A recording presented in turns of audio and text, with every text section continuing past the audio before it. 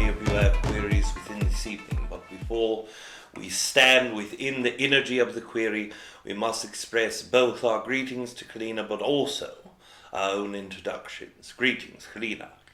Hey, Aridif, thank you so much for being here with us tonight. Yes, it is a great pleasure, in knowing above all things, exactly in the same frame we would express to all who are listening now, in this now moment, or a future version of the now moment, you are loved is the greatest and most important concept for us to share in our own perception. Now first, we look into this concept of what the collective consciousness has been introduced with or hearing about your own galactic collective consciousness and the history that lies within. This has been a very interesting topic amongst many of you. There have been a great deal to express about certain wars in the matter or disruptions within the galactic consciousness that have not been shared thoroughly with humanity, that many question about but do not take to the tongue due to the fact that they are worried about what the answers perhaps will bring, or even more so, do not wish to incite fear in others. So let us step in ever so briefly, just dipping the toes within the water of the concepts of the Orion Wars. Now, understand, this consciousness is directly linked to your own consciousness. Many of you who have incarnated in this Earth cycle were once incarnated into the areas of the galaxy that were affected. And let us assure you, the entirety of the galactic consciousness was either connected to or directly experiencing the Orion Wars. Why do they call these consciousness the Orion Wars? Well, many of the battling positions were taken within your constellation that you call Orion. These were not galactically known as the specific Orion Wars. That is just a term used to humanity to explain the time frame and era in which it was occurring. But let us give you more perhaps a galactic name. Now there's literally thousands of names written into galactic archives, with some of the most common being Anon-Tu, Dara, or even the Kretionth, and in some other foreign tongues also known as the Amahin or Sharin. Now we look at all of those names and they represent the same energy, but let us share with you the start or the beginning of the reason for this galactic war that happened so very far and distant in the galactic history, before your own star, the sun, was created. Looking back into this consciousness, we link back to a species or a race that we've spoken frequently about, that Treb Bor Yit NE has spoken even more so about, and that tends to be the race known to you as the ancient reptilian consciousness. Now, understand that these entities came from what most of you perceive as a higher matrix. That is the terminology we would use for this. But in our own perception, what we could also call this is a higher density level above the universal consciousness you understand. Now, we do not mean to confuse terms or to continue using different terminology, but we are trying to touch the knowing in all of you. Some of you call this parallel universe. Some of you call this a different version of this universe. Some of you call it a higher dimension. We do not care what you call it. In our perception, it is all the same. In our perception, when you express what a matrix is, it is the exact copy of this universe, just in higher form. Higher form meaning more connection to create a consciousness. For most of you who look in the archangel realm, that is the 13th matrice. That is the highest consciousness available. That is direct connection to creator source in all things. When you look at the earth consciousness, you are looking at 5th matrix. That means you are 4 levels above a dead version of the universe, one where no life grows upon it. But you are also many beneath the concept of where you are directly connected to source energy. So in the same frame, we express that these ancient reptilians come from the 6th matrix. They come because in the 6th matrix, the evolution of the entirety of the universal structure was no longer able to be affected by these entities. In our own matrix, you would look at these entities to be 6 density beings, but we assure you, although they are sixth density beings, they are the longest existing race in the knowledge of history. In all of our galactic archives looked upon, we cannot find a race that is older than these. These entities come from other matrices, outliving all of the life within the galaxy still to this day, and those entities came into this matrix to express a certain version of their evolution that they desired to impress upon not only this galaxy, but many other galaxies surrounding the local community. Some that are very distant from even your own known philosophy of what the universe is. But eventually they come to this galaxy. This is where they have found a very great way to put their own energy inward. Now, as we express this, we do not wish to convey the concepts of fear, frustration, and we will wrap that up in the end if you allow us to express more detailed information. As these entities come into the new matrix, as they come into the new galactic consciousness, they start showing their own way of evolution. Now understand, sixth density, all the way from a type 1 who is connected directly to source, or at least understands its connection to source, is very different from a type 2 who refuses or cannot perceive the connection it has with that source energy. So in that scope you are looking at the ancient reptilians as the most malevolent type 2 energies, ones who are very disconnected and know their disconnection. In fact, the disconnection is what helps them thrive. But most of you say, sixth density is such a large consciousness. How can something that is evolved in this manner end up being such terrible or negative beings? Well, let us share with you. Evolution is evolution. It does not matter in which way it is polarized. It does not matter in which way the energy or wind blows. Evolution is evolution. It grows in one way or the other.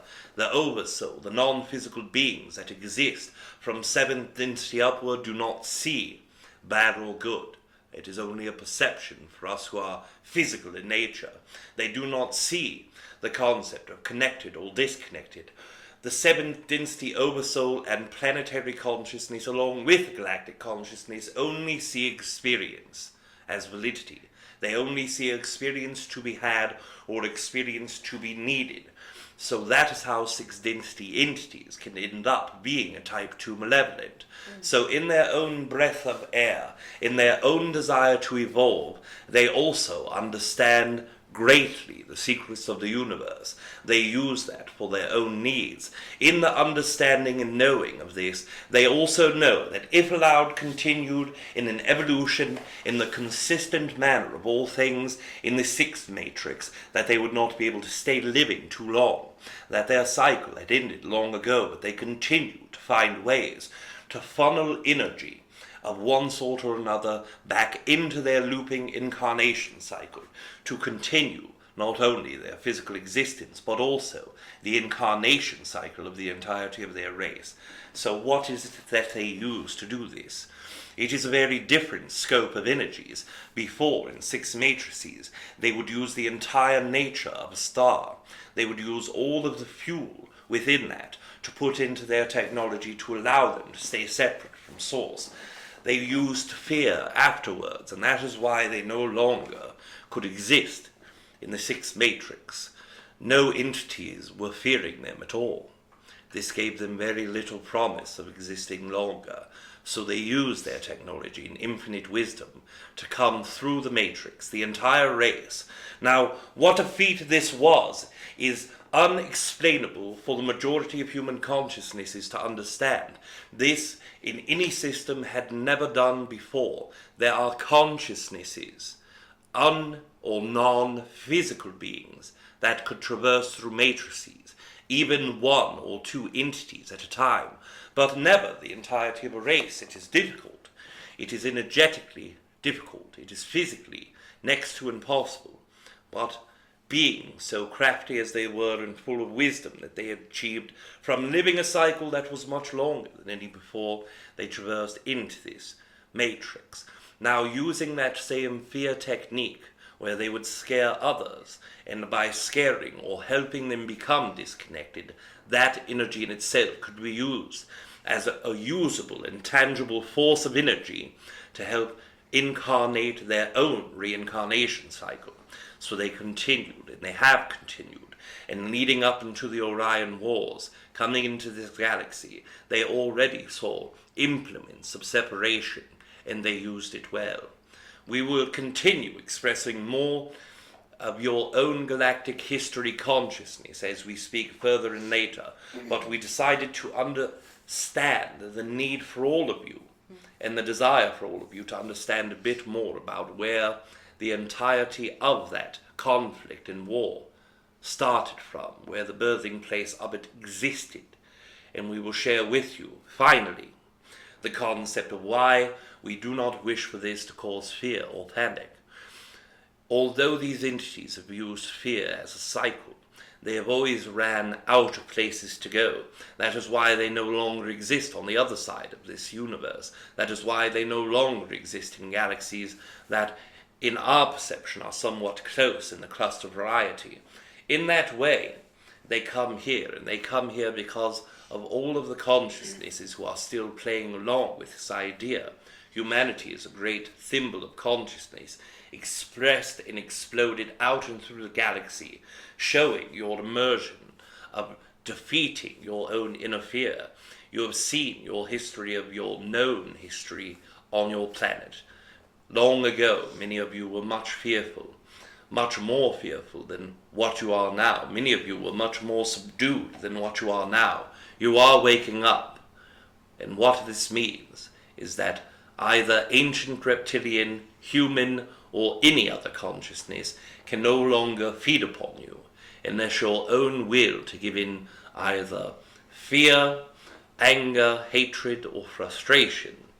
You can no longer continue feeding them, and once you achieve this great awakening in your own mind and heart, accepting and loving the consciousness within you and then about you, you cut off the line of food for all those who seek it in that format. So we wish to give you on that high note. You are all doing quite well in finding yourself, and continuing this process means that your reality will shift out of a reality that co-creates with those who would use your energy likewise. So in that format, congratulations for creating your own reality and now desiring a brand new one to exist in. We will take your queries at your leisure. Thank you, Aridif. And I just wanted to respond to that. That's very incredible. I was curious, based on what you said, does that mean that, for instance, some of the malevolent reptilians might be going into a different matrix or finding other entities to feed upon so they can co-create that experience? Is that in the talks and the works now as the Earth Collective, the human collective, wakes up to all of this? As your people and Earth Collective consciousness progress, you will see less of them co-creating in this area, but you will already see a change. Now understand, ancient reptilian consciousness is not only that of ancient reptilians. Yes, there are larger groups of the entities that in their perception are purebred, or pure, unadulterated physical consciousness that is connected to their own race. But there are also thousands of sub-races throughout the galactic consciousness. Many of the reptilian consciousness upon this galaxy is either energetically or physically connected through DNA to these entities. That is why there is such a bend of consciousness towards fear when it comes to reptilian energy. All of the hundreds of millions of years past, the hundreds and hundreds of billions of years, using numbers that are too large for human reference, in consciousness of years backwards, reptilian energy has affected humanoid consciousness more so than any other, but has always remained within that energy. But now you see, in this now moment, even the one race that is considered to be purebred by their own standards is having groups breaking apart from the larger group. In our perception, through all of our archival history, we have never seen one of their own direct bloodlines leaving. Now they are subgrouping and subcategorizing thousands of different parts of different races are separating from what they would perceive as their alliance. It is no longer the one strong, dominating force that was there before, that kept many of not only the humans on Earth, but humans across the galaxy in fear. Now they are dissolving. Some are going into their own version of malevolent type 2s, where they only look at their own power structures, but many of them are starting to move towards the middle or even benevolent type 2s. Some desire so wholly and dearly a transition to type 1 that they are working diligently upon this now. So you see, this energy is less effective upon your reality and will continue to do so until there is no longer needed co-creation with him. And in your Earth's human collective consciousness, by the time that your race in general has mastered the entirety of their heart, they will no longer need that co-creation. Oh gosh, that is so beautiful. Thank you for sharing that, Aridif. Yes, you're quite welcome. And I also want to say hello to Trebian there, and that we love you also, Treb, and thank Treb Bor you for Yit being with NE. us tonight. Yes, and Treb Bor Yit NE sends all of his love to all of you. All right, and just so you guys know, I'm going to start taking calls and questions from the chat room, and feel free to ask.